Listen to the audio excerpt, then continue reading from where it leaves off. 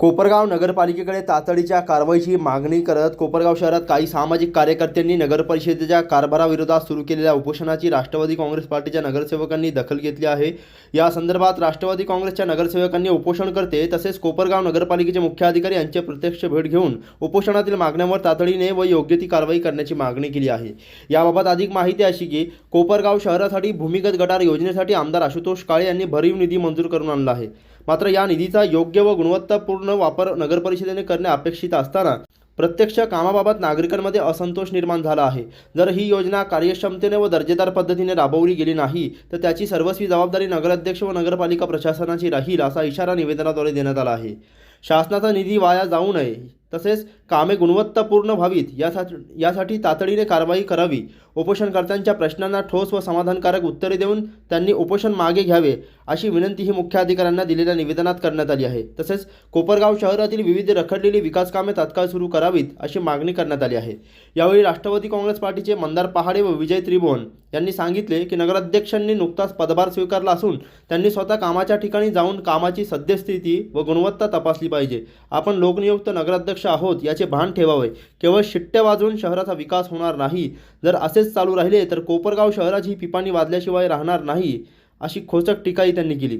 आमदारांनी आणलेल्या निधीचा योग्य वापर करावा अशी स्वतंत्र मागणीही त्यांनी केली। आज आम्ही सर्वजण राष्ट्रवादी काँग्रेस पक्षाचे नगरसेवक व सर्व पदाधिकारी आपल्या कोपरगाव शहरामध्ये जे गेल्या 3 दिवसापासून जे भूमिगत गटार जो प्रोजेक्ट मंजूर झालेला आहे, माननीय आमदार साहेबांनी तो मंजूर करून आणलेला आहे, त्याच्यासाठी जे उपोषण चालू आहे, आदरणीय आमचे मित्र भरतजी मोरे, अनिलजी गायकवाड व भगतजी हे 3 दिवसापासून उपोषणाला बसलेले। ऍक्च्युली त्यांची जी मागणी आहे ती रास्त आहे। कोपरगाव नगरपालिकेकडे त्यांनी जी एस्टिमेट आणि त्या भूमिगत गटारीचा जो दर्जा आहे त्या एस्टिमेट प्रमाणे व्हायला पाहिजे अशी त्यांची एक रास्त मागणी आहे। तीच रास्त मागणी आमची सर्व कोपरगाव राष्ट्रवादी काँग्रेस पक्षाचे सर्व पदाधिकारी असतील, नगरसेवक असतील, कार्यकर्ते असतील व कोपरगाव शहराचे सर्व नागरिकांचे। ऍक्च्युली ती भूमिगत गटारीचा प्रोजेक्ट हा मान्य आमदार साहेबांचा ड्रीम प्रोजेक्ट आहे। एवढी मोठी 232 कोटीची स्कीम, एवढा मोठा निधी आपल्या कोपरगाव शहराला प्रथमच एवढा मोठा निधी या ठिकाणी मान्य आमदार साहेबांच्या माध्यमातून आलेला आहे आणि ते काम अतिशय चांगल्या क्वालिटीचं करावं अशी त्यांची इच्छा आहे। तशी प्रशासनाने सुद्धा म्हणजे ज्या सीओ साहेब असतील किंवा सत्ताधारी नगराध्यक्ष असतील किंवा इंजिनियर्स असतील, यांची सुद्धा या ठिकाणी त्यांची ही प्राथमिकता पाहिजे का एवढा मोठा प्रोजेक्ट आपल्या कोपरगाव शहराला आलेला आहे तो पूर्ण व्हायला पाहिजे। आणि आत्ताच या स्कीमचं माझ्या अंदाजे 10-15% काम स्टार्ट झालेलं आहे आणि त्याच्यावरच अशा पद्धतीचे जर ताशेरे ओढले जात असेल आणि जर नगरपालिका प्रशासन त्याला जर भक्कम नसेल ते काम पूर्ण करण्यासाठी, तर आमची सर्वांना या ठिकाणी विनंती का ते काम हे MGP कडे तुम्ही सुपूर्द करा आणि ते MGP कडनं ते काम पूर्णपणे चांगल्या क्वालिटीचं करून घ्या। विषय असा आहे का एक एवढ्या मोठ्या स्कीम मध्ये अशा पद्धतीचं जर काम चालू झालं आणि मागची हिस्ट्री जर आपल्या कोपरगावची बघितली तर 42 कोटीच्या स्कीमचं पण आपण बघितलं असेल का त्याचा आतापर्यंत काहीच उलगडा झालेला नाही। आणि एवढे मोठे प्रोजेक्ट आणायचे आणि अशा पद्धतीने जर ते वाया जाणार असेल तर ते फंड आणून काय उपयोग नाही। म्हणून माझ्या या ठिकाणी प्रशासनाला पण विनंती का आमचे जे मित्र या ठिकाणी जे उपोषणाला बसलेले त्यांच्या ज्या शंका असेल त्या लवकरात लवकर निरसन करून त्यांचं उपोषण त्यांनी मागे घ्यायला पाहिजे। दुसरी गोष्ट, आज कोपरगाव नगराध्यक्ष होऊन 1 महिना झालेला आहे। आम्ही सर्व नगरसेवक एक छोट्या गोष्टीची या ठिकाणी मागणी करतोय। साधे चेंबर, ठीक आहे, त्या ठेकेदारांना सांगितलेले का ते चेंबरचे कामं बंद करा, असं कोणती पद्धत आहे? तुमचं ठेकेदाराचं काय असेल ते तुम्ही नंतर बघा, पण नागरिकांना तुम्ही याच्यामध्ये त्यांना त्रास होईल असं त्या ठिकाणी पकडू नका। कारण की मागं कोपरगाव मध्ये आपण बघितलं असेल का 105 ह्या भागामध्ये, हनुमाननगर या भागामध्ये एक माणूस आपल्या चेंबर मध्ये जाऊन मृत्युमुखी पडलेला आहे। मग आपल्या कोपरगाव नगरपालिकेला याची सगळ्यांना विसर पडला असेल, कारण की छोटे काम आहे त्यांनी आम्हाला सांगितलेले की ते आम्ही सगळ्यांना लेखी दिलेले। साधं लाईट बसवायचं असेल तर सगळे लेखी मागताय। आमचं म्हणणं एकच आहे का तुमचं ठेकेदारचं काय असेल ते तुम्ही नक्की नंतर बघा, पण पहिले जे कोपरगाव शहराचे जे काम आहे, जे मूलभूत गरजाचे जे काम आहे ते काम कुठल्याही पद्धतीचे तुम्ही थांबू नका।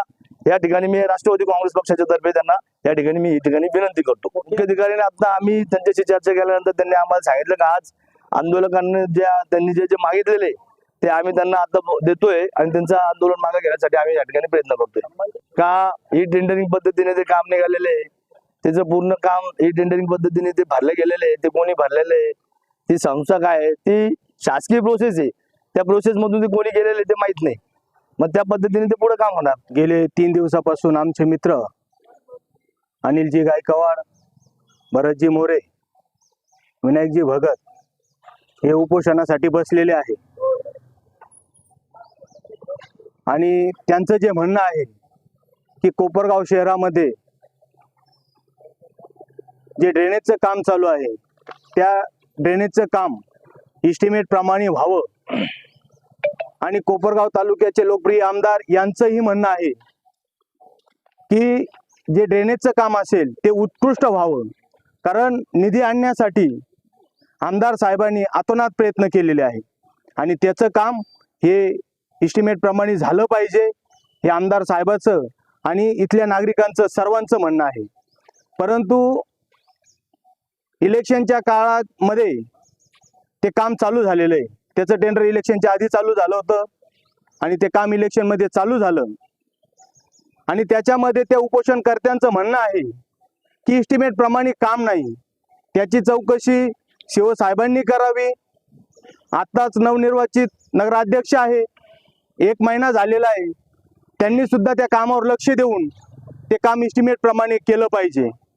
परंतु कोपरगाव शहराचे जे लोकनियुक्त नगराध्यक्ष आहे, जनतेने त्यांना जो या शहराचा विकास करण्यासाठी जो कौल दिलेला आहे त्याचं भान राखून नगराध्यक्ष साहेबांनी त्या ड्रेनेजवरती लक्ष दिलं पाहिजे. नुसत्या शिट्ट्या मारून कोपरगावचा विकास होणार नाही. जर तुम्ही शिट्ट्याच वाजवत बसले तर या कोपरगावची पिपाणी वाजायला वेळ लागणार नाही. म्हणून आमची विनंती आहे, आम्ही राष्ट्रवादी काँग्रेस पार्टीचे सर्व नगरसेवक हा जो विकास करण्यासाठी सक्षम आहोत.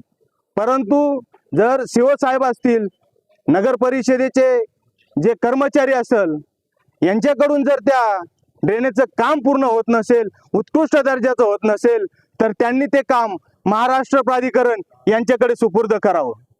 त्याच्यासाठी आम्ही नगरसेवक म्हणून आम्ही ते काम उत्कृष्ट दर्जाचं करूनच घेऊ.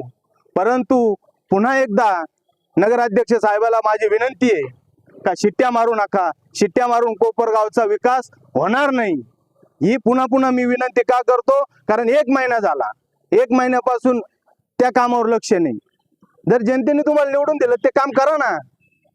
का सामाजिक कार्यकर्त्यांवर उपोषण करायची वेळ येते? आज 3रा दिवस आहे. ते उपोषण तुम्ही 1 दिवसात मागे घ्यायला पाहिजे होतं, त्यांना आश्वासित करायला पाहिजे होतं, परंतु तसं तुम्ही काहीच केलं नाही. म्हणजे सामाजिक कार्यकर्ते उपोषण करून मेले तरी चालल, हे असं करू नका. जनतेने जे तुम्हाला कौल दिला त्याचं भान राखा आणि शहराचा विकास करा. एवढंच बोलतो, इथेच थांबतो. जय हिंद, जय महाराष्ट्र, जय भीम. आज या ठिकाणी कोपरगाव शहरामध्ये भुयारी गटर योजनेबाबत जे सामाजिक कार्यकर्त्यांनी उपोषणाचा जे त्यांचं चालू आहे त्या संदर्भामध्ये आम्ही सर्व राष्ट्रवादी काँग्रेसचे पदाधिकारी आणि नगरसेवक या ठिकाणी मुख्याधिकारी साहेबांना भेटलो आणि त्या अनुषंगाने आम्ही त्यांच्याशी चर्चा केली. आणि हा जो प्रोजेक्ट आहे त्या संदर्भामध्ये सर्व नगरसेवकांना त्याची माहिती देण्यासाठी आम्ही एक स्वतंत्र सर्वसाधारण सभा आयोजित करावी अशी त्यांच्याकडे मागणी केलेली आहे. आणि या योजनेचं जे काम आता सुरू आहे यामध्ये जे सामाजिक कार्यकर्त्यांनी याची समक्ष जागेवर जाऊन जी पाहणी केलेली आहे आणि त्यांनी जे सांगितलं आहे की हे काम निकृष्ट दर्जाचं होत आहे, तर यामध्ये जो काही भ्रष्टाचाराचा त्यांनी संशय व्यक्त केलेला आहे, तर त्या संशयाच्या पद्धतीनं माननीय मुख्याधिकारी यांनी तात्काळ एजन्सी मार्फत त्याची शहानिशा करावी आणि जे कोणी दोषी असतील त्यावर त्यांनी कडक कारवाई करावी अशी या निमित्ताने मी मागणी करतो. धन्यवाद. या प्रसंगी राष्ट्रवादी काँग्रेस पार्टीचे नगरसेवक संदीप कपिले, राहुल शिरसाट, अजित शेख, इम्तियाज अत्तार, विजय त्रिभुवन, प्रकाश रुईकर, राजेंद्र वागचौरे, सोमनाथ आढाव, सुनील फंड, वीरेन बोरावगे, कृष्ण आढाव, मंदार पहाडे, विशाल निकम यांच्यासह पक्षाचे अनेक कार्यकर्ते व पदाधिकारी उपस्थित होते.